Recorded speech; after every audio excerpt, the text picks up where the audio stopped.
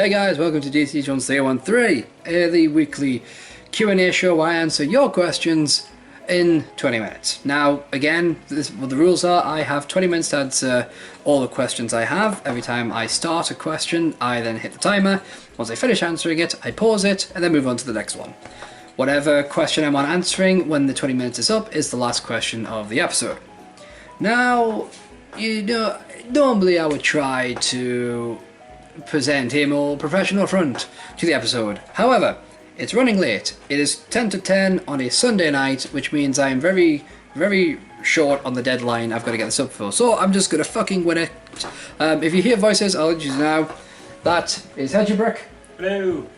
And the person's probably about to scream obscenities in the other room is Low Walker 1. Hello. So, again, I've got a bunch of questions. I'm going to try and answer them as best I can. So, let's get started with question number 1. Question number 1. What was the worst thing about dealing with swine flu and quarantine? So basically, back, oh god, I'm trying to think of how long ago it was, but basically when swine flu was the big thing. It was spreading like, well, swine flu. It was this huge thing about if you had a cold or a fucking flu, you called your doctors or you called the fucking helpline, and they did two things. When basically what happened is a 16-year-old boy would pick up the fucking phone and tell you that you had to stay in your house, and that someone would pick up some I think it was called Tamiflu? Something like that, Adam, right? Tamiflu, right? Yeah, Tamiflu. Tamiflu, right? So you would literally have to stay in your house, quarantined, and get somebody to bring you the supply of Tamiflu. And it didn't just apply to you, it applied to everyone you're in the house with. So my mum got a bit ill. And we all had to take a week off the shit we were doing. Whereupon we all got ill. Yeah. Well, I didn't get ill in that week, actually, Aaron. I didn't get ill, but I was unemployed at the time, so it didn't affect me too much. But we all had to stay in the house. Now, there's the thing is, Adam and I, the local one and I, we don't do well with that kind of a rule. We don't do quarantine. We don't do staying in the house 24/7. It doesn't work. So every night, me and the local would sneak out. And just go for walks. Just go to Asda. It got to the point where people in Asda going, how's the quarantine going? Oh, you know. That's how I cope with it, because it was just driving me up the fucking wall. It was maddening. I was going on DVNOC going, I'm losing my mind. And then day 3 hit and I'm like, wait a minute, I can still sneak outside, I'm not ill. So that's what I do, and Adam went, hey, that's a great idea, I'll do that as well. So yeah, that's how I dealt with it, by completely breaking quarantine and taking this Tamiflu, which did fuck all. I mean, I didn't have it, but it just, yeah, it's just the idea if we call the helpline, hey, oh, do the swine flu hotline, how can I help? Oh great, you're going to be a medical professional that can help me. Although I'm pretty certain they then hired those people to do all the, you know, back to work reviews. But there you go. So yeah, that's how I dealt with it, by not dealing with it. Good question. Right, so we now have 17 minutes and 40 seconds left on the clock. It's time just to move to our next question. Question number 2. If you could change only one thing about Britain or its legal governmental system, what would it be? Okay, so I'm going to answer this question twofold. The first way, if you could change only one thing about Britain. So I'm going to assume that this is a change that can exist outside the laws of physics. That one change would be to simply give Britain a very precious resource that the rest of the world needs. Because basically we don't really have an export that's huge for the rest of the world. I mean, we have the royal family for tourism, even though one could argue whether or not the cost of a royal family is outweighed by the profit of the royal family. Because I know they bring in billions each year in tourism, but I'm not sure what their cost is as a nation. But apart from that, we lack a lot of resources that the rest of the world need. I mean, if we had a resource that the rest of the world, like, say if we had a huge amount of lithium. If we had a huge amount of lithium, which is used in mobile phones and laptops and PCs and all, we would have something to offer the rest of the world. But right now, we don't have that. We have very little oil, we have no diamond reserves, we have Gordon Brown sold all our fucking gold reserves, the stupid fucker. So, yeah. Now, if it was a governmental thing, A legal mental thing. That's a tough one because I think ultimately it would just be the equal pay, like equal pay and either equal pay and equal taxation for women, because there's still an uneven aspect of that. I don't know how you would work it, but at this point, it needs to be equal. You know, second place to that, by the way, is taxation of the churches. But to be honest with you, I think it's more important to give women equal taxation and pay than to get the churches. Churches is next on the list, though. Right, so that is 15 minutes and 45 seconds left on the clock. Next question.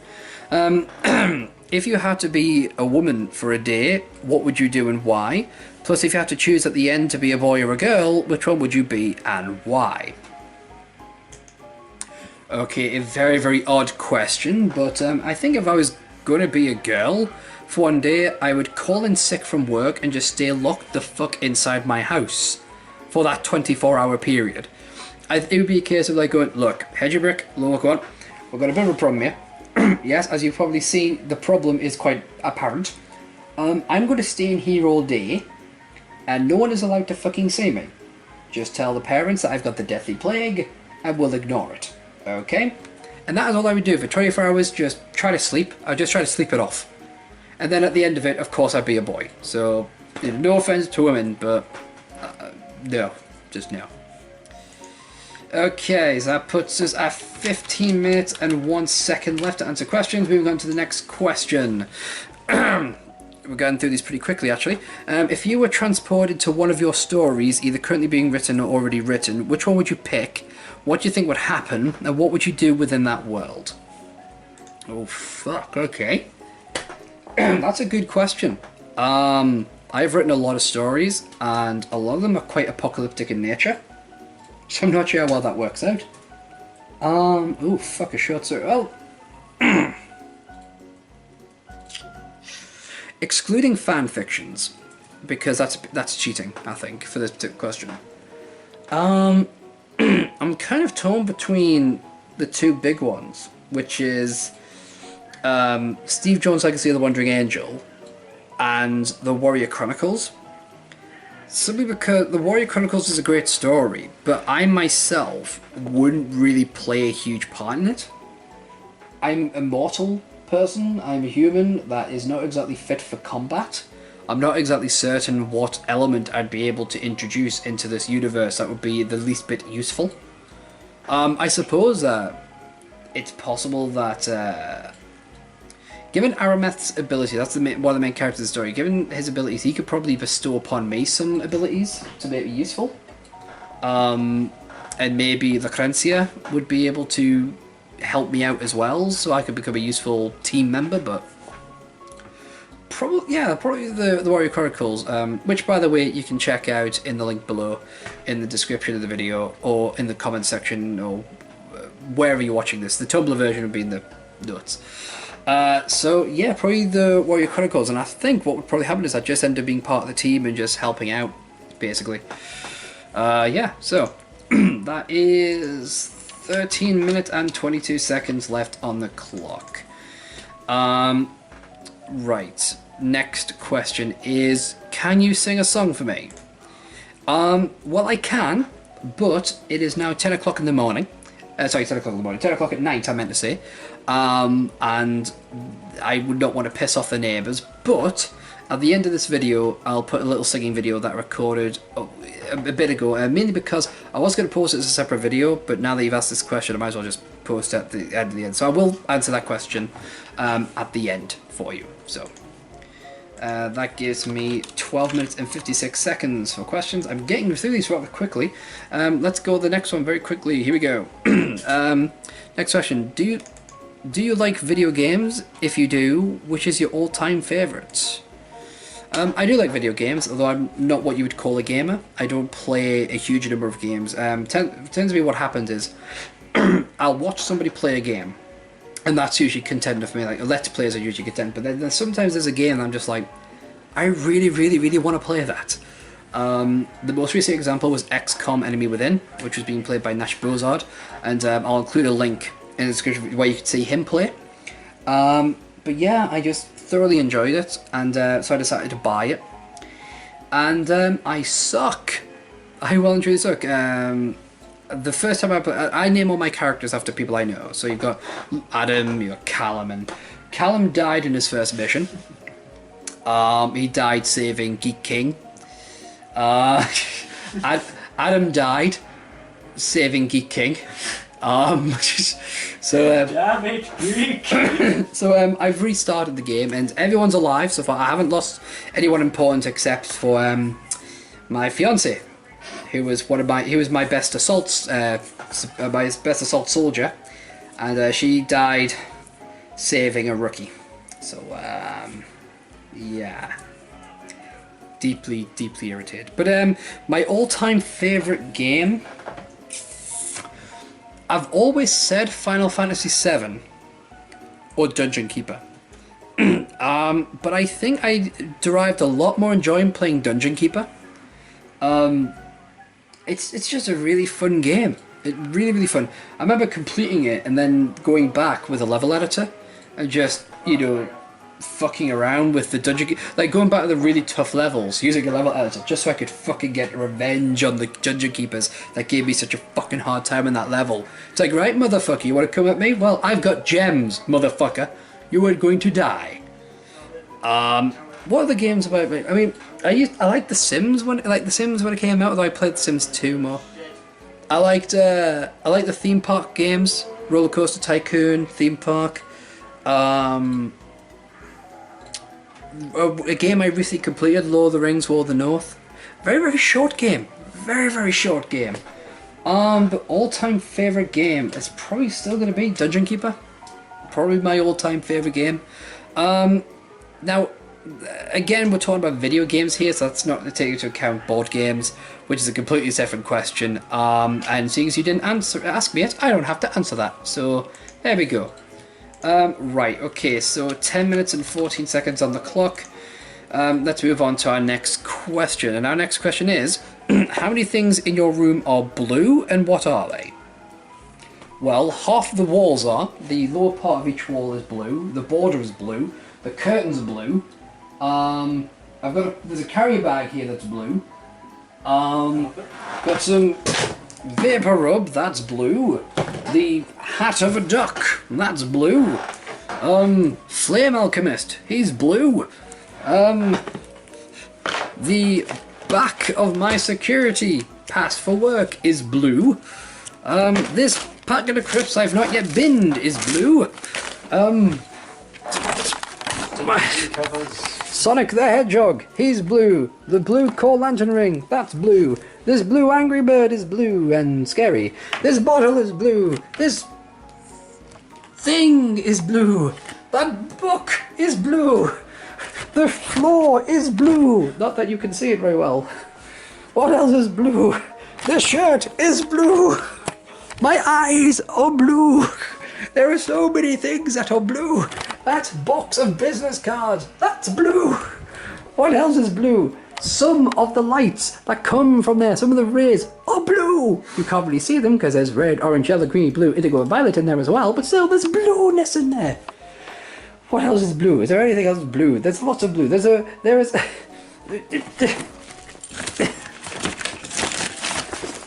The fault in our stars is blue. There is so much blue. That folder down there, that's blue. There is so much blue. So much blue. This towel is blue. It's all blue. It's all blue. Ah. Fuck, I lost count.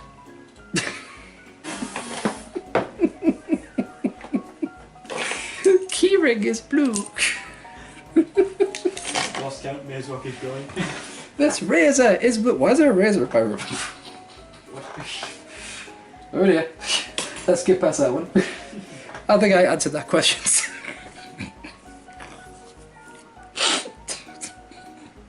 What the fuck? I bet I didn't do this when I first answered this question back years ago. Alright, let's stop the timer there. 7 minutes and 38 seconds left. I've lost my mind. It's blue. Let's get on to the next.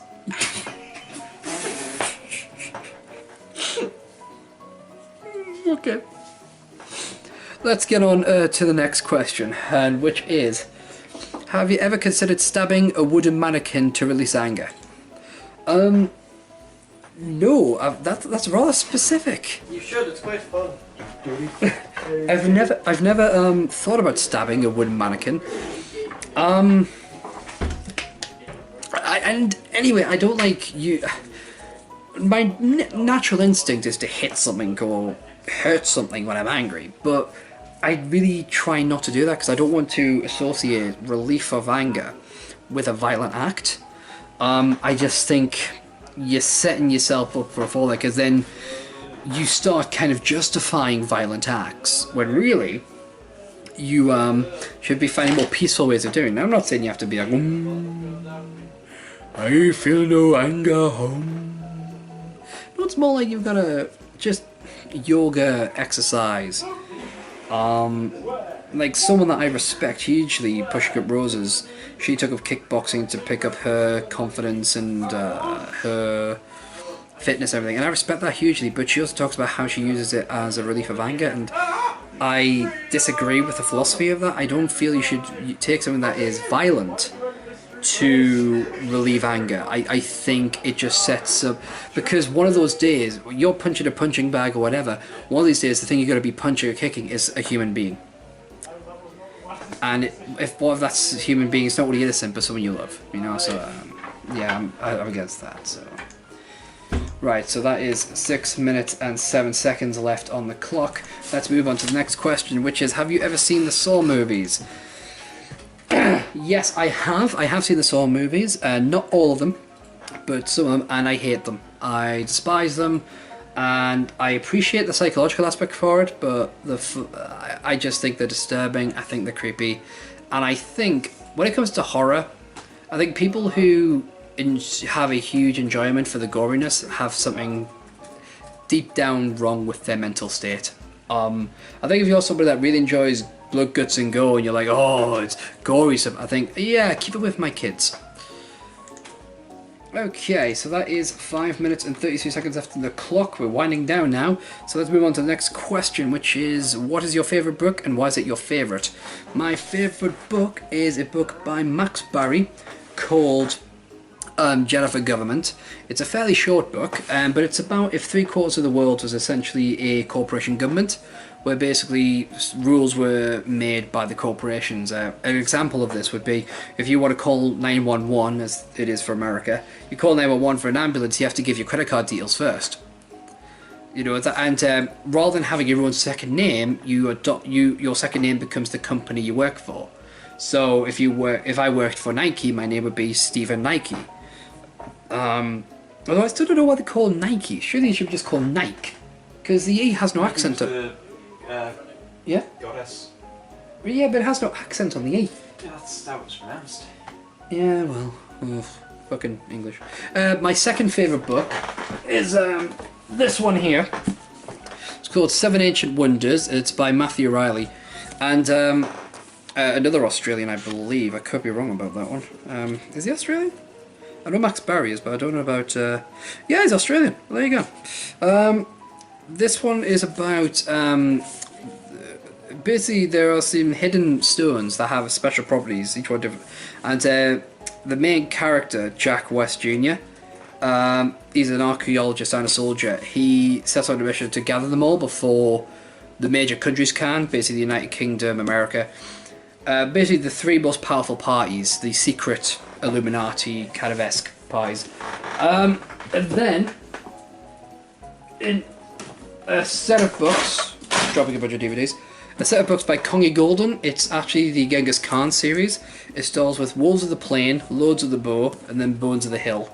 A fascinating look into the world of Genghis Khan. I know I'm pronouncing that wrong. I don't know how you pronounce Genghis Khan in its native language. the great Temujin, who control half the world, basically, if not all of it. So yeah, those are my favourite books. Definitely worth a read. I would definitely recommend getting up Jennifer Government, because it's a great, easy read. It's not a complicated book, with all due respect to Max Barry. The storyline's great, but it's not difficult to read. Anyone that has trouble reading the Harry Potter books, or Lord of the Flies, or War and Peace, need not fear this book. It is easy read. Alright, we have exactly 3 minutes left to answer questions. So, next question. If you had a movie about yourself, which celebrities would play you, your friend, parents, true love, and arch nemesis, and what would you call it? Fuck. I think it's pretty telling when you pick an actor to choose. You choose an actor to play yourself, because I think it kind of reveals something about your personality. Despite the fact that he in no way, shape or form looks like me, as he's quite a tall man, shares my lack of intellectual prowess, so I think I'd probably pick Hugh Laurie to play me. It says my friend, so that's a pretty hard one, because well, which friends do you mean? But if I were to go with, say, someone like, someone who's been there from the beginning, I say I could go with my friend Crackett, who's been there at the start, in which case for him I'd pick Adam Copeland. If it was Geek King, who's my broadcast partner and good friend,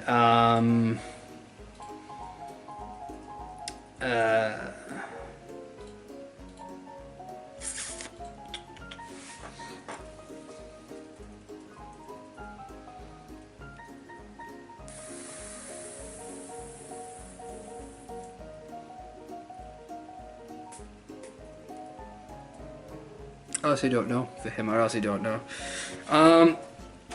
Yeah, so if it was Crackett, I would say Adam Copeland. Parents? Probably Kevin Costner and...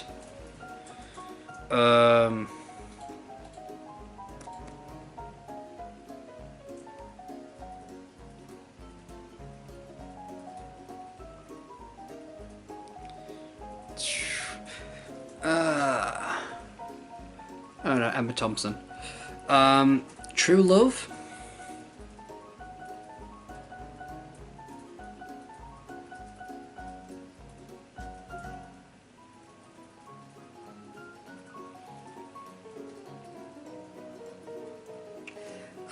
Say Hilary Swank. Arch Nemesis. I haven't really had too many arch nemesis in my life. I don't really have anyone that I've gone toe to toe with. So just for shits and giggles, I'm just going to say Benedict Cumberbatch because can't. Okay. So I now have 33 seconds for the last. So this is going to be the last question, obviously. Well, we'll see. So here we go. Do you have any strange fetishes? No. Okay, we now have 31 questions. The 31 seconds left dedicated to questions. Well, that was quick, wasn't it? Okay, so this is probably going to be the last question, so here we go. If you had to be gay, which male celebrity would you be gay for and why? Probably Stephen Fry. Okay, well, there we go. We've got 28 seconds left. Fuck, these last few questions are fucking quick. Alright, here we go. Let's have a look. What would you do if you woke up and looked out your window to see the moon an awkward shade of pink, then saw stars falling from the sky crashing into a field? What would I do? I'd panic. I would scream, I would panic, I would fucking cry, I would be... She's panic, wouldn't you be? Unless you're a fucking nihilist, maybe. You just stand there just at an owl going, it doesn't matter. Okay, I now have 5 seconds left for questions. Okay.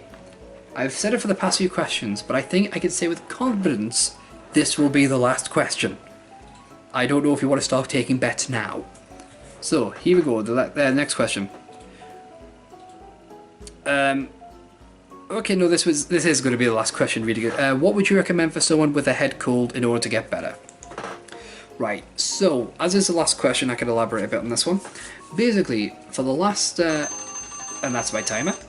So, for a head cold, With a head cold, the first thing I'd recommend is basically get a hot shower to start your day. Get yourself nice and clean, then get a cold, then turn the water right down to cold. What's happened is you've opened up all your pores, you're going to wash it, and then the cold water helps those pores close up again, and so that'll really help get a lot of it out. Then have a really nice hot stew or something. And what I like to do, I have something called a fuck you cold stew. You get basically some mincemeat, some carrots, some mushrooms, whatever you like. You make a stew of it. You make like cook them, put them in a gravy, and then so then it's a nice hot dish. Just eat that. You don't have to eat all of it, but try to eat as much as you can, and that'll help. As you're eating it, it'll clear your sinuses. You have to blow your nose a lot and everything, but it'll help cool you down. Wash your face after you've eaten it. This is very important. Wash your face. If you've got any like exfoliating wipes, these are brilliant. Take your medication. Paracetamol. Take your paracetamol, then an hour later take your ibuprofen.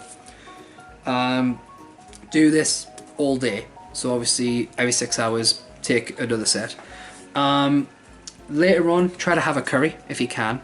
Nothing too insanely hot, but at the very least it should be a tikka masala. Again, this is to open up your sinuses and get a lot of the stuff out of yourself. Dress not slobbish, but dress as if you were going to go out somewhere quickly. Like, if you you don't have to wear jeans, but if you have cargos, put on some cargos. Don't dress like you're ill, because if you dress up a bit, you're setting your mindset to be a case of, right, okay, I'm okay, I can handle this. Be sure to drink plenty of fluids through the day. Drink tea, drink orange juice. Pineapple juice is a great one, I feel.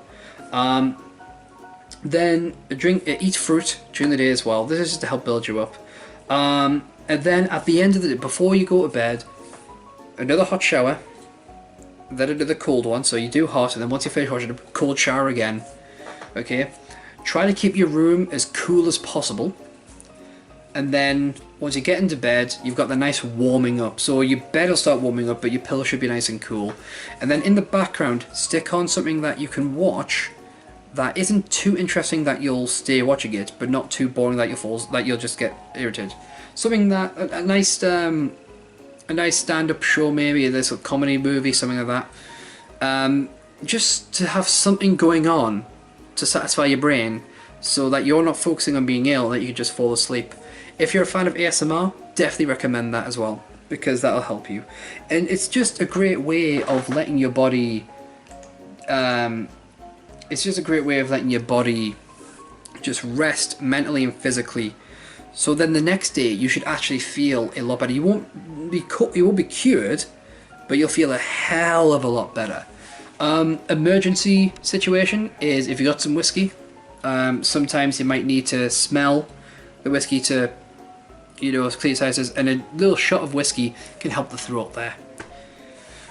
I will warn you now, I'm not a doctor, and doctors probably disagree with me, but I'm just telling you what I do in my experience. Right, so that is it for the questions. Thank you guys very much for watching this episode of Dear SteveJones313. I hope you enjoyed the answers to those questions. I certainly enjoy answering them. But that is all for me. So, thank you very thank you. Maybe I need some whiskey for my throat. But thank you very much for watching. I hope you're tuning next time. I'm SteveJones313. Until next time. The minstrel boy to the war has gone. The ranks of death you will find him. His father's sword he has girded on, and his wild harp song behind him. Land of song, said the warrior bard, though all the world betrays thee, one sword at least thy rights shall guard, one faithful harp shall praise thee. The minstrel fell, but the foreman's chains could bring his proud soul under. The harp he loved ne'er spoke again, for he tore its cords asunder. And he said, no chains shall sully thee, though toll of love and misery. Thy songs were meant for the pure and free, they will never sound in slavery. The minstrel boy to the war has gone, the ranks of death you will find him. His father's sword he has girded on, this wild harp slung behind him. A land of song to the warrior bard, the war the world betrays thee. One sword at least thy rights shall guard, one faithful harp shall praise thee.